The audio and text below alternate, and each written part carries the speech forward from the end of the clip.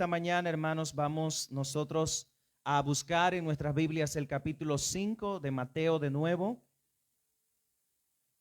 Y vamos a leer los versículos 1 al 7 esta mañana nuevamente.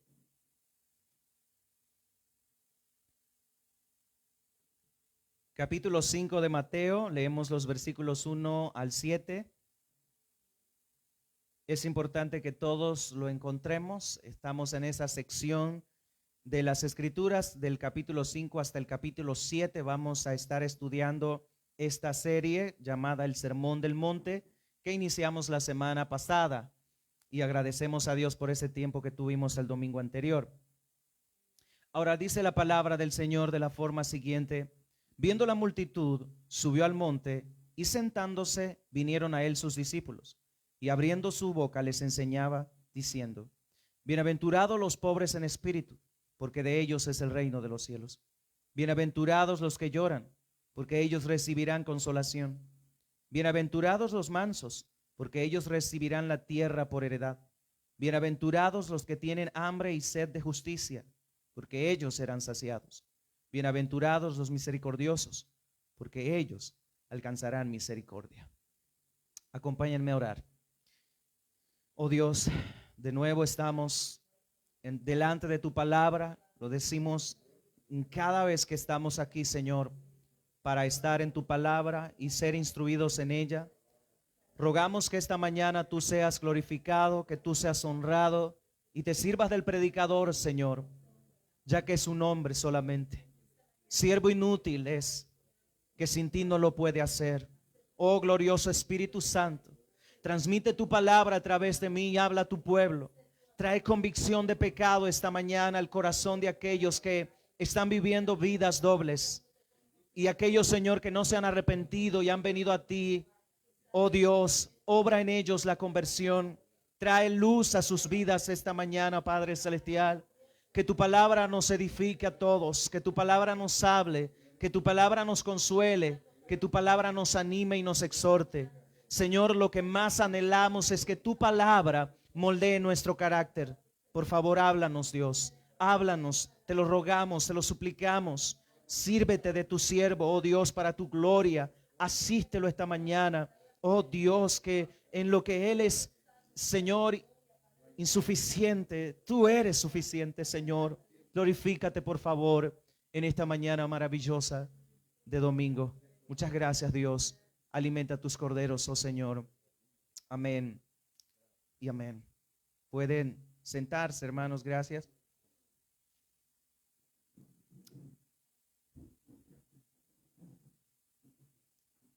La semana pasada, el domingo para ser exactos, comenzamos a ver un panorama pequeño antes de entrar a esta sección, donde hablábamos acerca de los 400 años de silencio o de oscuridad que hubo en Israel. Dios no transmitió su palabra hasta la llegada de Juan el Bautista en el Jordán, que comenzó a bautizar, algo que se hacía en ese tiempo. Los judíos lo realizaban para ser prosélitos, es decir, no eran judíos aquellos que eran bautizados, y por eso resultó un tanto chocante para los líderes religiosos en ese momento que Juan los llamase al arrepentimiento.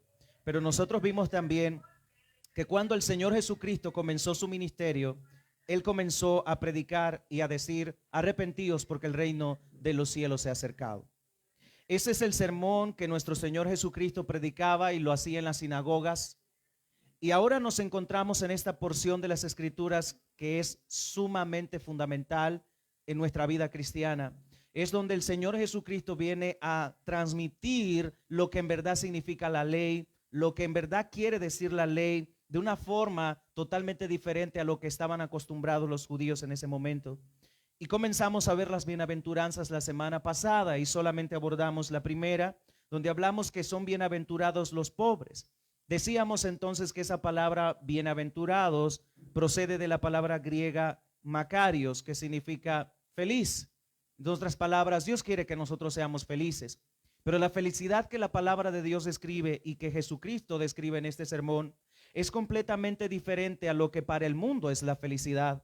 Entiendo que para el mundo felicidad es tener buena casa, tener buen carro, buena reputación, mujeres por doquier, hacer lo que querramos nosotros, pero esa es la felicidad del mundo. La felicidad que Jesucristo describe aquí es un tanto paradójica y un tanto ilógica para la mente humana, para la mente que solo pone su mirada en este mundo.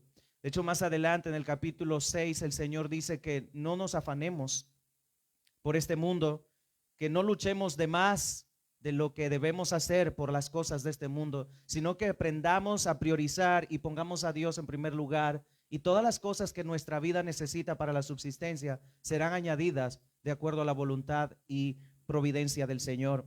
Entonces, hermanos, el Señor describe aquí en este texto que son bienaventurados los pobres. Y hablábamos que a lo que se refiere el texto es a la pobreza espiritual que todos nosotros y todo ser humano tiene y heredó de Adán y Eva.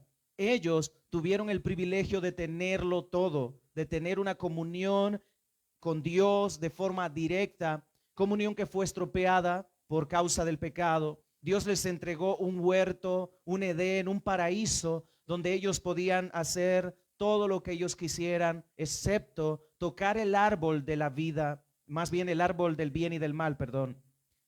Y Dios, al ver que ellos habían desobedecido, el Señor los sacó del huerto del Edén, y el Edén desapareció prácticamente hasta ser prometido después, que es lo que Cristo vino a hacer, a restaurar ese paraíso, a restaurar la comunión del hombre con Dios y devolver a los hombres hacia Dios y tener la plena certeza de que podemos comunicarnos con Dios directamente. Por otro lado, el ser humano está completamente imposibilitado para poder agradar a un Dios santísimo, a un Dios perfecto, a un Dios que está sentado en su trono y que habita en luz inaccesible, dicen las Escrituras. Por esa razón es que nosotros necesitamos un mediador, un salvador, que es Cristo el Señor. Y Él vino para restaurar esa comunión con el Padre. Y Él nos ha dejado cuál es el camino a la felicidad, cuál es la verdadera felicidad. Dios está interesado en nuestra felicidad. Dios está interesado en que seamos dichosos, en que seamos bendecidos. Ahora, el mundo habla de bendición y creo hay un cristianismo, si se le puede llamar cristianismo por ahí, que habla con relación a esto, donde propone una vida plácida, una vida sin problemas, una vida sin enfermedad, una vida sin problemas matrimoniales, una vida sin escasez financiera, una vida sin problemas en nuestro cuerpo físico, sin enfermedad. Y creo, todos de alguna manera no quisiéramos sentir ningún dolor, pero le aseguro que todos nosotros, por más joven que esté, siente alguna dolencia, algún estorbo, algo que está causando dificultad en nuestro cuerpo. Quizá hay alguna preocupación en nosotros, pero hermanos, lo que describe el Señor Jesucristo no es ese tipo de vida o ese estilo de vida que la gente tanto quiere, que la gente tanto anhela, donde no hay dificultades, donde no hay problemas. El Señor Jesucristo describe aquí un tipo de felicidad contrario al mundo, pero Él dice que son felices los pobres en espíritu.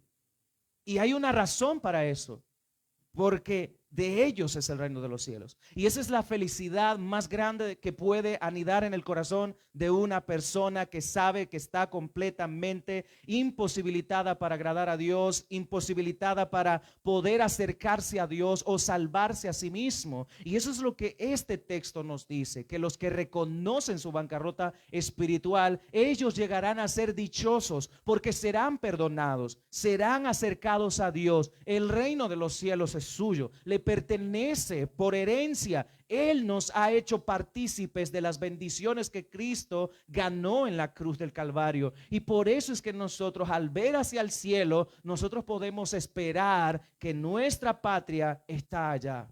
Para estar con Cristo es nuestro anhelo. Y esta mañana, hermanos, continuamos con las bienaventuranzas y ahora nuevamente algo muy distinto a lo que el mundo puede percibir. Bienaventurados, dice el texto, el versículo 4, si son tan amables de leerlo conmigo, dice el texto, bienaventurados los que lloran. ¿De verdad eso será una bienaventuranza? ¿Llorar porque está feliz? Bueno, a menudo lloramos. Todos lloramos más de alguna vez. Hay un dicho por ahí que dice que los hombres no lloran, mucho menos por una mujer. Los hombres no lloran porque son hombres, son machos, dicen por ahí. Pero el llanto es una respuesta al dolor del alma y es una salida o vía de escape para poder desahogarnos. Si nosotros no lloramos, nuestra alma se contrae y se comprime de tal forma que luego vamos a estar enfermos físicamente. Es bueno llorar y lloramos cuando perdemos a un ser querido. Eso duele, hermanos. Duele cuando perdemos a un ser que tanto amamos, con el cual hemos disfrutado tantos momentos maravillosos. Y ese lloro es legítimo. Es bueno llorar y está bien hacerlo. Sé que hay personas en nuestro medio cristiano que dicen que para qué llorar. Bueno, Jesús lloró. Lloró por Lázaro porque le amaba. Jesús también lloró por Jerusalén. Oh Jerusalén, Jerusalén, cuántas veces quise juntarte como la gallina junta sus polluelos y no quisiste. Jesús lloró, dice el texto. Muchos de los discípulos han llorado y lloran a sus seres queridos. Abraham lloró a su esposa Sara. Jacob lloró a su esposa Raquel. Y así sigue la lista. Hay muchos hombres que vemos a lo largo de la historia que han llorado por causa de un ser que han perdido. Encontramos también en las escrituras que otros grandes hombres de Dios como David lloraron por su pecado. David lloró porque sintió la reprensión de Dios enviada por el profeta Natán y se arrepintió y dijo: Señor, contra ti solo he pecado. Y ese es un llanto legítimo. Ahora, también hay un llanto ilegítimo, hermanos, y es aquel cuando un hombre está llorando por una mujer que sabe que no es la suya, que teniendo una esposa está desesperado llorando por otra, o como en el caso de Amnón, que lloró tanto al punto de enfermar porque quería acostarse con su hermana Tamar, la hija de David, ambos hijos de David. Ese es un llanto ilegítimo y es un llanto pecaminoso. Es un llanto que no es apropiado ni agradable al Señor. Hermanos, lloramos a menudo. Lloramos cuando tenemos dolor físico.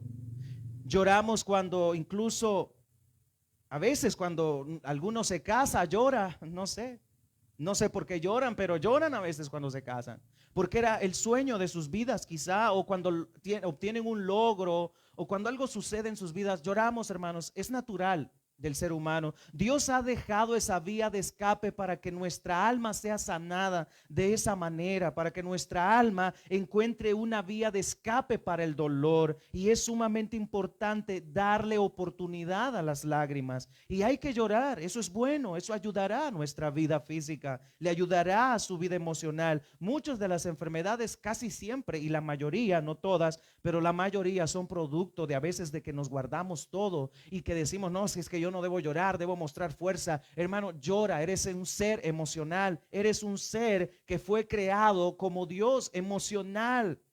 Si Jesús lloró por un ser que perdió, ¿cómo nosotros no lo haremos también? Debemos hacerlo. Entonces, Jesús describe aquí a los afligidos y su respuesta a la aflicción. Y como pueden ustedes notar en el texto, una bienaventuranza da paso a la otra. Al observar el versículo 3 y el versículo 5, nosotros podemos ver que el versículo 3 nos presenta la convicción del pecado, que nos hace ver nuestra bancarrota espiritual, es decir, el Espíritu Santo como el consolador y al sí mismo como el que muestra nuestro pecado. En ese punto, cuando nos damos cuenta de la imposibilidad que tenemos para acercarnos a Dios en nuestras propias fuerzas, en nuestros propios méritos, venimos y nos damos cuenta: no puedo agradar a un Dios santísimo como el que está descrito en las Sagradas Escrituras. No podemos. Y es en ese punto cuando sucede la convicción del pecado. El Espíritu Santo nos hace ver tal cual es el pecado, tal como es el pecado, y nos damos cuenta de ello, y luego la respuesta a ese dolor es llorar. Y es a eso a lo que se refiere el versículo número 4, que es lo que sigue. Después de darse cuenta de su pobreza espiritual y ese dolor dentro de su corazón y su alma, de saber que no puede agradar a Dios en sus propios méritos, nos lleva a ver hacia la cruz, nos lleva a ver hacia Cristo, y luego eso nos hace rodar lágrimas por nuestras mejillas y decir: Señor, ¿qué haré para merecerte? ¿Qué haré para poder alcanzar la salvación? Y como dijo Pablo, a aquel carcelero de Filipos: cree en el Señor Jesucristo. Y eso es lo que tenemos que hacer. Y luego lloramos. Y dice el Señor aquí: son dichosos, son felices los que lloran, felices los que están afligidos. Y esto es la respuesta del corazón: la aflicción por su pecado, la aflicción por su iniquidad, de saber que no puede agradar a Dios, hermanos. En sus propias fuerzas, en mis propias fuerzas, no podemos agradar al Señor. Y Jesús está hablando con sus discípulos y les dice: ustedes no pueden agradar a Dios en sus propias fuerzas. No pueden, porque están completamente bajo maldición, están muertos, y un muerto no puede hacer nada por sí mismo. Por lo tanto, necesitan ustedes reconocer tal situación y tal posición delante de Dios, y de tal manera que eso les va a llevar a estar cerca de Dios, a confiar en Dios y no en su propia justicia. Es lo que el texto nos enseña, y por eso esta es la respuesta a ese dolor: llorar por nuestro pecado, como lo hizo David. Contra ti solo he pecado, dijo David, he hecho lo malo delante de tus ojos. Es más, en otro texto él mismo dice: ¿quién podrá estar delante de ti, oh Dios? ¿Quién podrá esconder sus iniquidades? ¿Quién podrá ocultarse delante de Dios? Si tú mirares a las iniquidades nuestras, ¿quién podría estar delante de ti? Dice el salmista. Hermanos, nadie puede estar delante de Dios, y esta es una reacción correcta, apropiada de una persona que en verdad se ha arrepentido de sus pecados. El pecado le causa dolor de tal manera que lo único que puede hacer por ese dolor en su alma es llorar. Y ese lloro no es cualquier lloro, es un lloro por el arrepentimiento, por darse cuenta de su necesidad. Y como pueden ver, tanto la primer bienaventuranza como la segunda tienen que ver con la conversión, con el nuevo nacimiento, tienen que ver con ese primer paso que nos hace dar Dios. Todo es Dios, hermanos. Es Él el iniciador, el sustentador y el consumador de nuestra vida cristiana, de nuestra fe, y nos ha de llevar a morar con Él como Él lo ha prometido. Pero debemos nosotros despojarnos de nuestra arrogancia, debemos nosotros despojarnos de creer que nosotros podemos agradar a Dios en nuestras propias fuerzas. Hermanos, no puede, usted y yo no podemos. Y luego esto es lo que sucede: lloramos por nuestro pecado, lloramos por nuestra situación espiritual completamente destruida, desastrosa delante de Dios. Y al darnos cuenta de eso, de que estamos completamente alejados de Dios y sin posibilidad alguna de poder agradarle, nuestro corazón se aflige, nuestro corazón se preocupa y se angustia, y lloramos por eso. Lloramos por nuestro pecado y suplicamos a Dios que nos perdone, rogamos a Dios que tenga de nosotros misericordia. Esto para los hombres de aquel momento era algo muy diferente, porque ellos estaban acostumbrados a guardar la ley a su manera, por supuesto. Estaban acostumbrados a ellos vivir esa vida mediocre espiritualmente que tenían, y se creían propiamente legítimos de merecer el cielo y la eternidad, porque ellos obedecían la ley del Señor a su propia conveniencia. Interpretaban textos y lo sacaban de su contexto y lo presentaban de tal manera que simplemente ellos podían obedecer al Señor. Y es algo muy parecido a lo de ahora, lo que vivimos hoy. Pero Jesús ahora está dándole un giro completo a esto. Bienaventurados son los que lloran. Y no hablamos del mudar el rostro como lo hacían los escribas y fariseos, que cuando ayunaban mudaban su rostro, es decir, se afligían a sí mismos, pero era una aflicción hipócrita. Esto va más allá de las puras emociones, es más interno, más de lo profundo del corazón. Y cuando sentimos esa aflicción en nuestro corazón, la respuesta a nuestro cuerpo es llorar, hermanos, llorar y suplicarle a Dios que nos perdone, como ocurrió en el caso de Isaías. Él era el hombre más justo en su tiempo, en su época, pero cuando se encontró con la gloria y presencia de Dios, dice él: caí como muerto, porque sus labios eran inmundos, y habitaba entre pueblo con labios inmundos. Ese hombre reconoció su pecado, reconoció su bancarrota, reconoció que necesitaba a Dios. Y nosotros debemos reconocerlo también, de que lo necesitamos. de que necesitamos a Dios. No es un llanto cualquiera, es el llanto por el dolor del pecado, lo que causa el pecado en nosotros y lo que le hizo a Cristo nuestro pecado. Porque nuestro pecado fue cargado sobre Jesús y al ser cargado en Jesús, nosotros fuimos eximidos de ese pecado al confiar en Cristo. Y eso nos debe llevar a llorar, hermanos, y a sentir dolor por nuestro pecado. Es imposible que un creyente tome a la ligera el pecado y piense que eso no es dañino para su vida. En otras palabras, hermanos, ningún cristiano vive tranquilo sabiendo que estaba en pecado. Su conciencia lo acusa, pero también está la palabra de Dios que nos acusa constantemente y dice: no puedes agradar a Dios de esta manera, no puedes agradar a Dios en tu pecado. Si sigues viviendo en tu pecado, el infierno será el lugar. Hermanos, no importa cuánto nosotros vengamos a la iglesia, si estamos domingo tras domingo aquí escuchando la palabra de Dios, si nuestro corazón no se compunge al pecar, nosotros no nos hemos convertido, nosotros aún no hemos creído en la suficiencia del sacrificio de Cristo. Si el pecado que nosotros cometemos no nos lleva a sentirnos mal delante de Dios, nosotros nos hemos vuelto como piedras otra vez y necesitamos que el Señor rompa esa piedra y nos vuelva un corazón de carne de nuevo. Si usted no siente dolor por su pecado cuando peca, hermano, su conversión es dudosa o su vida cristiana está en completa duda.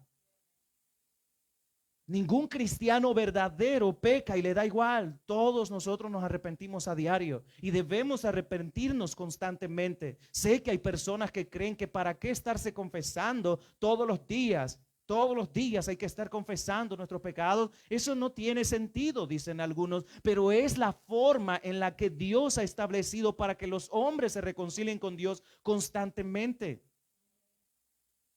Hermanos, todos los días nosotros pecamos. Todos los días nosotros le fallamos al Señor.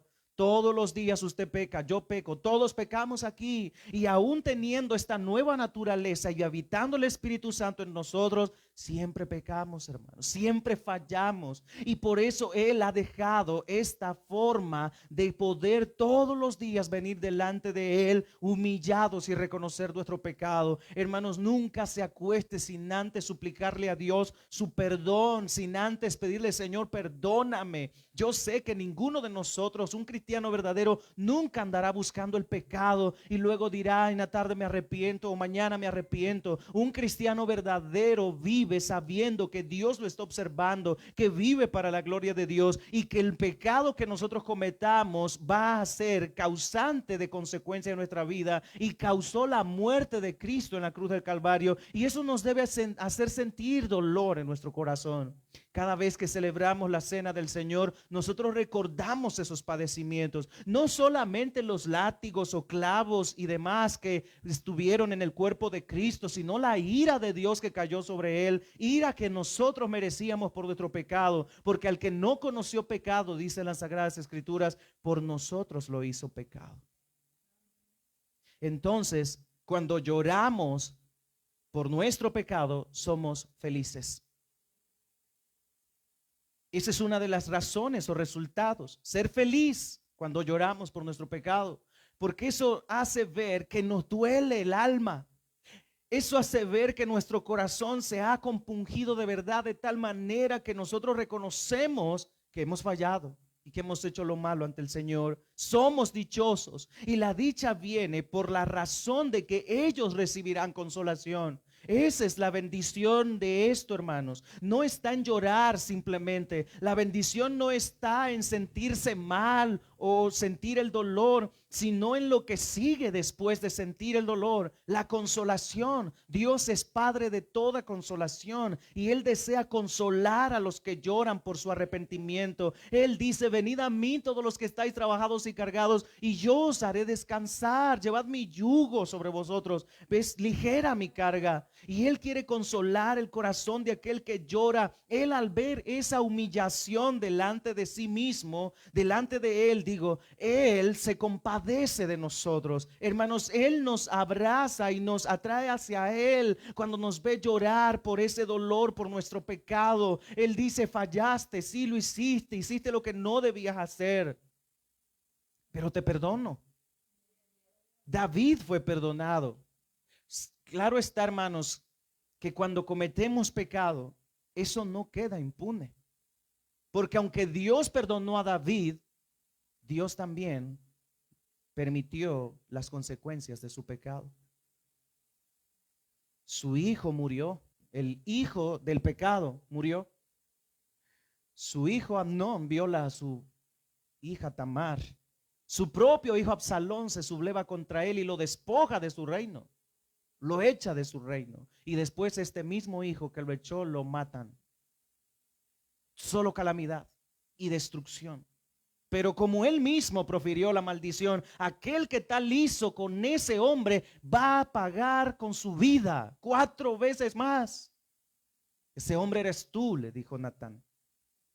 Y él lloró amargamente por su pecado y se arrepintió, pero eso no eliminó la consecuencia. Por supuesto, seremos consolados, hermanos. Cuando el Señor nos perdona, seremos consolados. El Señor nos consuela y aquí estamos nosotros, hermanos. Y yo sé que de alguna manera usted lo ha experimentado, que a menudo hemos fallado y hemos hecho lo malo ante los ojos del Señor, aún conociendo lo que es malo, aún sabiendo que eso nos aleja de Dios, que eso contrista al Señor, al Espíritu Santo, y nosotros lo sabemos. Pero cuando alguien viene a Dios arrepentido y humillado delante de Él no lo echa afuera, no lo rechaza. Es similar a lo que ocurre en la parábola del hijo pródigo. Él se dio cuenta que estaba ahí con los cerdos y que él deseaba comer lo que ellos comían, pero no se lo daban ni siquiera lo que los cerdos comían. Y él deseaba tal cosa, pero nadie se lo daba. Y él no permaneció pensando, bueno, esto va a pasar y un día voy a ser el dueño de esta hacienda, voy a salir de este lodo donde estoy por mi propia cuenta, a pesar de que me pienso en que en casa de mi padre hay suficiente para mí, pero yo creo que si voy a mi padre me va a echar, no me va a recibir. Si él hubiera pensado de esa manera, por supuesto pensó que el padre no lo recibiría, pero él tomó una decisión y se levantó de allí y no siguió esperando más, sino que corrió en los brazos de su padre, corrió hacia su padre, se acercó a su padre y su padre lo consoló a pesar de que él había fallado. Eso es lo que hace Dios con aquellos que lloran y se arrepienten. Él dijo: Padre, he pecado contra el cielo y contra ti, ya no soy digno de ser llamado tu hijo.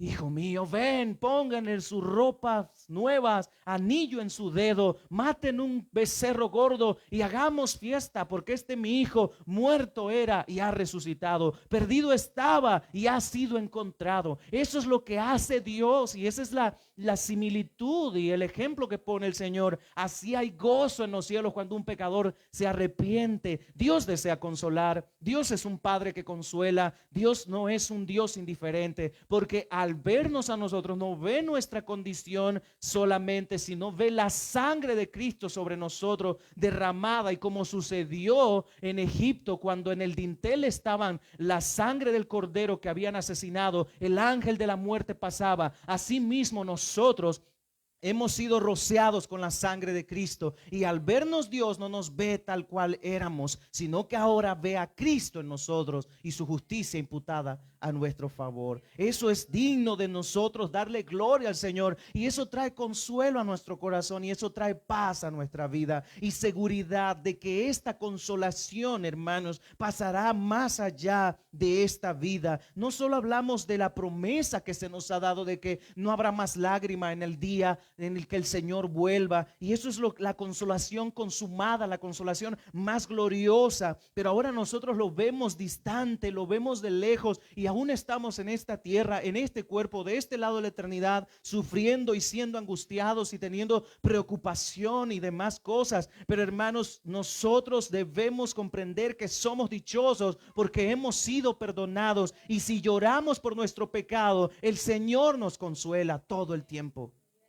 Solo debemos arrepentirnos y Él nos consolará. Él dijo: arrepentíos, porque el reino de los cielos se ha acercado.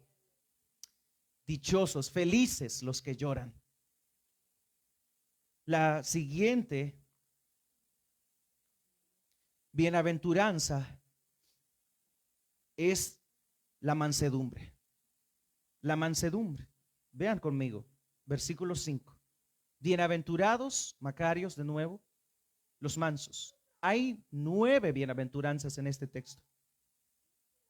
Y esta es la tercera. Bienaventurados los mansos. Ahora, una nota antes de continuar es que, como pueden ver, una da paso a la otra.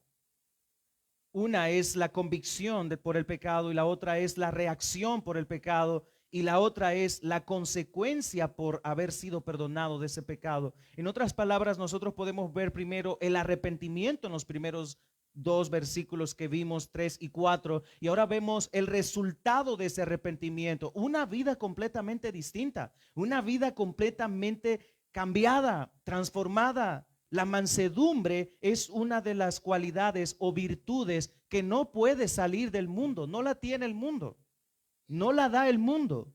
La mansedumbre se cultiva cercano a Dios, permaneciendo a Dios, delante de Dios. Los mansos, esa palabra en el griego original significa ser suave, ser blando, significa ser de espíritu apacible, dócil, tranquilo, misericordioso.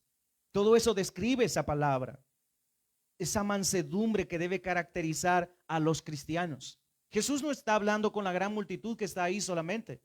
Escucharon sin duda, pero Jesús abrió su boca y les enseñaba a sus discípulos, porque ellos se le acercaron. Algo dirá y será importante lo que él dirá. Y cuando comenzaron a escuchar, yo creo que se quedaron viendo unos a otros. Espera un momento, ¿cómo es que somos felices? Y esa es la felicidad, esta es la felicidad, este es el comienzo, esta es la vida cristiana. A partir de esto todo va a ser distinto para ustedes. Si ustedes reconocen su pecado y lloran por su pecado y lloran por su culpabilidad, ustedes darán paso a la vida abundante. Y es que la vida abundante, hermanos, no es esa vida que describe el mundo, sino la vida que aprende a depender de Dios y aprende a vivir para la gloria de Dios. Y la mansedumbre es una virtud que se cultiva en Dios, hermanos. Sí, sin Dios, la mansedumbre es completamente inestable en nuestra vida. Hay una diferencia entre mansedumbre y pobreza espiritual, porque tanto una como la otra hablan de humildad, pero una es para reconocer nuestro pecado y la otra es en respuesta de haber sido perdonado por ese pecado. Es la vida nueva que tenemos ahora. Esa es la diferencia, porque la pobreza espiritual se centra en reconocer nuestra pecaminosidad y la mansedumbre se enfoca en la santidad de Dios, de vivir para la gloria de Dios ahora que hemos sido perdonados. Una tiene que ver con nuestra bancarrota espiritual y otra tiene que ver con nuestra vida cristiana en sí, con nuestra vida espiritual. Eso es lo que trata esto, hermanos. Y es que nosotros, cuando nos damos cuenta de nuestra pecaminosidad, el Señor viene y nos perdona, nos transforma, y ahora Él está empezando un proceso de santificación en nosotros. Él está santificándonos cada día. Usted no debe ser el mismo que fue ayer y no debe ser el mismo que hace un año. Usted debe ser una persona diferente. Usted debe luchar por agradar a su Señor, debe luchar por agradar a Dios. Y es que estas virtudes, por un lado, cuando miramos nuestra con sinceridad y somos humildes al ver nuestros pecados, nosotros nos sentimos indignos delante de Dios. Y cuando miramos a Dios nos volvemos humildes también. Así como cuando miramos nuestro pecado nos volvemos humildes de que no podemos agradar a Dios, así cuando miramos a Dios en su santidad y en su esplendor, nos volvemos humildes al ver lo justo y digno que es Él y lo inmerecedores que somos nosotros. Por eso Jesús aquí dice, felices los mansos, dichosos, bendecidos son los mansos, los mansos. La mansedumbre siempre ha sido el camino de Dios, hermano. El camino de Dios nunca ha sido la soberbia. La soberbia es el camino de Satanás, que al verse tan espléndido, tan dotado con poder, gloria y demás, él se sintió tan airado que dijo, subiré al monte de Dios y haré mi trono y seré semejante al Altísimo, dijo él. Y hace una similitud entre Nabucodonosor y él, que dijo, esta es la Babilonia que yo he creado, este es el imperio que yo he hecho con mis propias manos. Pero ¿qué hizo Dios? Tanto a uno como al otro lo humilló, porque Dios resiste a los soberbios, pero da gracia a los humildes, a los mansos, a los mansos. Ahora, hermanos, se ve reflejado tanto en el Antiguo Testamento como en el Nuevo Testamento esta mansedumbre. Han habido hombres que han sido hombres que han sido dotados por Dios con esa mansedumbre, pero que a la vez en su responsabilidad ellos han cultivado esa mansedumbre. Hermanos, la humildad se cultiva en el corazón, pero esto se cultiva cuanto más cerca estamos de Dios, cuanto más dependamos de Dios, cuando más nosotros dependemos de nosotros mismos, cuando más alejados de Dios estamos y damos nosotros lugar a nuestra carne, a nuestro pecado, más soberbios seremos y menos reconoceremos que estamos mal delante de Dios. Menos reconoceremos nosotros que hemos hecho lo malo. Jesús dijo esto: aprended de mí, que soy manso y humilde de corazón. No hablamos de una mansedumbre superficial, no hablamos de una mansedumbre hipócrita, hablamos de una mansedumbre que está dentro de nosotros, que nos lleva a relacionarnos con las demás personas de la manera en que Dios o Jesucristo lo harían. Jesús fue manso. Y usted dirá, pero cuando llegó y vio a los cambistas y volcó las mesas, él se airó, se enojó. Sí, porque el celo de tu casa me consume, dijo el Señor en un salmo escrito esto. El celo por la casa del Señor. Él estaba actuando de manera legítima bajo esa influencia de sentir esa indignación al ver en lo que habían convertido la casa del Señor. Él sintió eso, y aunque él era manso, siempre sus respuestas fueron lo más manso posible. La mansedumbre afloraba en Jesucristo. Nunca trató de humillar a las personas. Ellos mismos se humillaban a sí mismos porque ellos mismos se enaltecían a sí mismos. Y Dios resiste a los soberbios, hermanos, y da gracia a los humildes. Lo repetiremos una y otra vez. La mansedumbre, hermanos, quiero aclarar esto, no denota o connota debilidad. Algunos piensan que ser manso es ser bobo o ser débil, y por eso la gente dice, no, yo no soy débil.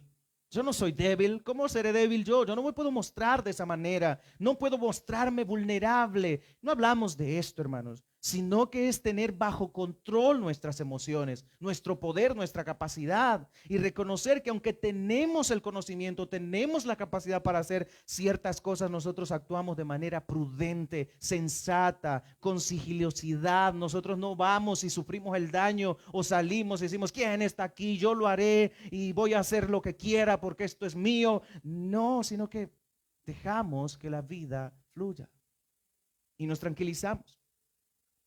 Es tener poder bajo control, dominarse a uno mismo, autocontrol. Esa es la mansedumbre, hermanos. Porque sé que vivimos en un mundo caótico y a diario nosotros sentimos aquello que sube a nuestra cabeza y queremos explotar cuando las personas están haciéndonos daño o hay cosas que están saliéndose de nuestras manos y no vemos cómo solucionarlo, explotamos. Y es que eso éramos antes, hermanos. Antes éramos contrario a lo que el Señor está describiendo aquí. Usted no tenía mansedumbre, yo no tenía mansedumbre. Nos enojábamos con facilidad, actuábamos de manera abrupta, no pensábamos, éramos como cavernícolas y así actuábamos de manera ligera. Y veíamos todo cómo solucionarlo nosotros. Pero el Señor dice aquí en este texto que son felices los mansos. Los que han sido transformados por la gracia del Señor ahora son mansos. Jesús dijo, si alguien les da en una mejilla, pongan la otra. En otras palabras, lo que el Señor Jesucristo está diciéndonos aquí, no resuelvan las cosas a su manera humana, no hagan las cosas como ustedes suelen hacerlas o como se les dice. Oísteis que fue dicho, ojo por ojo y diente por diente, mas yo os digo, amen a sus enemigos, oren por ellos, procuren el bien de ellos. Lo enseñará más adelante el texto. Hermanos, todo esto es contrario a lo que para la gente es felicidad. Ser manso es ser débil, es mostrar debilidad para el mundo. Pero eso es simplemente soberbia. Y un corazón soberbio es detestable a los ojos del Señor. A Dios no le agrada nuestra soberbia, nos aleja de Él, pero nuestra humildad nos acerca a Él. Nuestra mansedumbre muestra a Cristo, hermanos.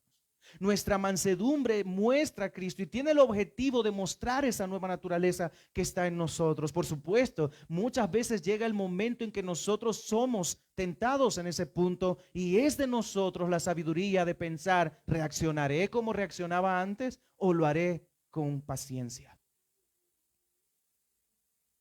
Por supuesto, debemos usar la paciencia. Mansedumbre no es cobardía, hermanos.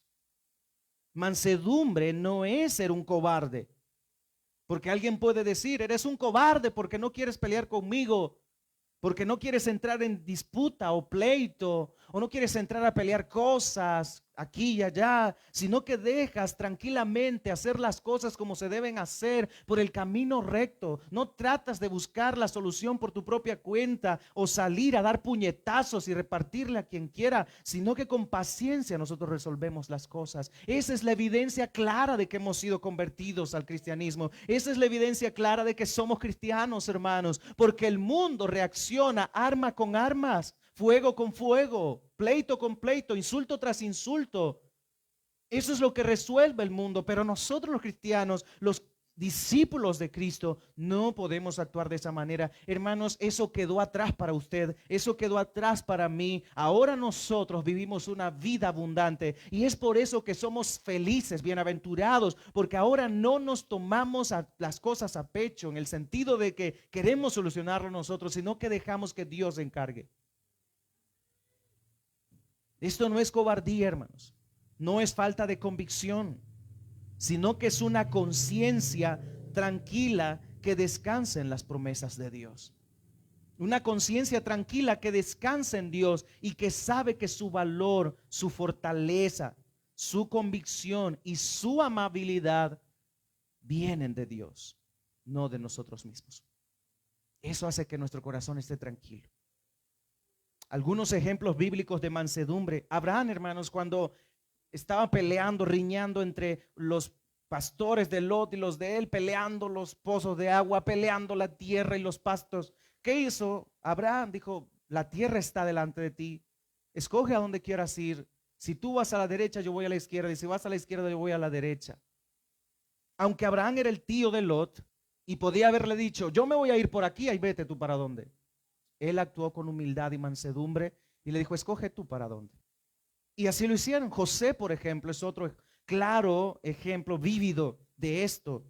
Cuando sus hermanos lo vendieron a los ismaelitas y esto a los egipcios, él llegó a ser luego el primer ministro de Egipto. Y sus hermanos llegaron años más tarde a comprar comida. Y él, al darse a conocer a ellos, no los trató como ellos lo habían tratado a él, sino que los perdonó, sino que les mostró misericordia. Porque eso es hace la mansedumbre, mostrar misericordia aún con aquellos que nos han tratado mal. Eso es mansedumbre. Yo sé que es ilógico para el mundo, pero esa es la manera de felicidad de Dios. Ese es el comienzo y el principio de la felicidad, hacer las cosas correctamente. David y su envidioso rey Saúl, él amaba tanto al rey y se dedicó tanto a estar cerca de Saúl, que después que Saúl lo empezó a envidiar, porque decían Saúl mató a sus miles y David a sus 10,000, él ardió en enojo y envidia en su corazón por David y comenzó a perseguirlo. Ustedes saben toda la historia. Y en un momento David tuvo la oportunidad de matarlo y no lo hizo. Líbreme, Dios, de extender mi mano contra el ungido del Señor, dijo David. Y él esperó pacientemente a recibir lo que a él se le había profetizado, que sería el rey de Israel. Pero él esperó hasta que Saúl muriera. Él podía haberlo matado cuando quisiera, pero David no lo hizo porque era un hombre conforme al corazón del Señor. Y un hombre conforme al corazón del Señor y una mujer conforme al corazón del Señor es aquel que está dotado de mansedumbre, aquel que practica la mansedumbre, que practica la humildad, que hace las cosas con paciencia y reacciona con paciencia. Hermanos, esto es ser cristiano. Esto es el evangelio. No solo hablamos de venir cada semana aquí y estar aquí. Qué bien, eso está muy bien. Digo, lo debemos hacer, es nuestra responsabilidad congregarnos y estar en la casa del Señor. Pero esto no es todo, hermanos. Allá afuera hay un mundo que necesita ver a Cristo y no lo harán si nosotros no comenzamos a vivir esa vida de mansedumbre, El mundo está desesperado, corren para aquí, para allá. Hay un estrés por todo, por trabajo, estrés por hijos rebeldes, estrés por colegio, estrés por gastos, por incremento, hasta por la quincena 25. Hay estrés por todo. Usted va al supermercado, yo antes con $30 compraba lo que hoy compro con 60. Se ha duplicado, las cosas han cambiado, pero eso no nos debe desesperarnos a nosotros. Nosotros somos mansos. Bueno, en verdad la vida está cara, pero de otra manera nosotros no vamos a pasar hambre nunca, porque esperamos en la promesa del Señor. Aunque vacas no hayan en los corrales y vides no hayan en los campos, en el Señor esperaremos, porque Él es nuestro proveedor. Él es el que nos da el trabajo, la fuerza, la salud para trabajar, nos da la oportunidad de tomar el autobús a la hora y llegar a casa a la hora, aunque sea tarde, pero tenemos trabajo y tenemos todo lo que necesitamos, hermanos. Por eso debemos estar muy agradecidos con el Señor. La mansedumbre hace que vivamos tranquila nuestra vida y que no nos preocupemos de más por las cosas. Y al reconocer con humildad nuestra bancarrota espiritual y el inmenso regalo del perdón, y la respuesta es llorar, tanto por lo uno y lo otro. Y la evidencia de un verdadero arrepentimiento es la mansedumbre. La mansedumbre. Ahora, hay un resultado también en esto. Dice Jesús aquí, bienaventurados los mansos. ¿Por qué? ¿Cuál es la razón de esto? ¿Cuál es la razón de su felicidad? De la dicha que radica en sus corazones, porque ellos recibirán la tierra por heredad. Eso es lo que nos mantiene a nosotros con convicción, viviendo esta vida tranquila, viviendo esta vida. Hermanos, no me estoy refiriendo a pasividad, sino a paz. La pasividad nos lleva a todo verlo y dejarlo pasar. Aunque podamos hacerlo, no lo hacemos. No sé si usted ha oído de no recuerdo ya ahora cómo se llama eso, hermanos, pero ya vino a mi mente esto. Yo lo vi hasta en YouTube, aparecían la procrastinación, no recuerdo ahora, pero eso, hermanos, hace que usted postergue las cosas. Que, tengo que hacer esto, pero no tengo ahorita el tiempo, y aunque lo tenga, usted está puro gato en el sillón estirándose, y aunque tenga que hacer las cosas no lo hace. Eso es pasividad. Y eso es lo que habla ese texto. Ese comercial enfocaba un medicamento que lo va a ayudar a estar activo, porque ese estilo, esa forma de ser suya no es su culpa, sino que es porque usted está estresado, porque usted tiene problemas físicos, usted está desgastado, usted necesita vitaminas. No, lo que necesita usted es un cambio de corazón. Lo que necesita es que el Señor lo transforme. Porque no hablamos de esa pasividad, hablamos de tomar las cosas con calma, y aunque tengamos que hacerlas en el momento, lo hacemos de la forma más prudente y lógica y que glorificará a Dios. Porque eso hablará de que en verdad somos cristianos, incluso haciendo una fila para, no sé, subir o abordar un autobús. Hablábamos la otra semana, no sé, hace ya tiempo, con la hermana Reina, de que en Italia no se tropieza la gente, no se atropellan, no hacen estampidas, como aquí, que si usted se quiere subir el bus, los hombres pasan y todas las mujeres allá están con bebés en brazos, y ellos son puros animales, se suben al bus y no dan espacio, no dejan que las mujeres se sienten. A veces falta de caballerosidad, no hay amabilidad. Este mundo está desenfrenado. En cambio allá todo tranquilo, cada quien despacio. A eso me refiero. Van a subir en el bus en el momento, pero todos en su turno. La Biblia dice en Eclesiastés que todo tiene su tiempo. Todo, hermanos, en esta tierra, todo de este lado de la eternidad tiene su tiempo. Absolutamente todo. El resultado de la mansedumbre entonces es ser feliz, hermanos. El que es manso vive feliz, no vive empleitado con todo el mundo. Eso trae felicidad. Eso trae tranquilidad, que aunque lleguen los cobros a la casa, usted sabe que usted se ha metido en esos líos. Entonces, con tranquilidad, bueno, vamos a salir adelante, vamos a pagar esto, trabaje duro, esfuércese, pero no olvide que debe ocupar tiempo para el Señor también. Pero aparte de eso, usted tiene un trabajo, tiene un lugar donde ir y poder obtener los recursos para los pagos que usted tiene que hacer. Ahora no se involucre más allá de sus posibilidades, haga números y siéntese y vea si lo logra hacer, o si no lo logra, mejor no se meta, y tranquilo, porque los que prestan allá andan. ¿Y qué pasó, niña? ¿Va a querer otra vez? Y allá, y aunque usted no lo quiera, y que tanto insisten, pero está bien, deme pues. Mire, pero puede dar, o sea, puede llevarse este préstamo ahora y solo le quitamos lo que debe y usted se lleva el resto. Y ahí la gente bien contenta, ah, está bien, ¿verdad? Voy a salir de esta deuda, pero se mete en otra. Eso no tiene sentido, no es lógico ni prudente y no es usar la sabiduría.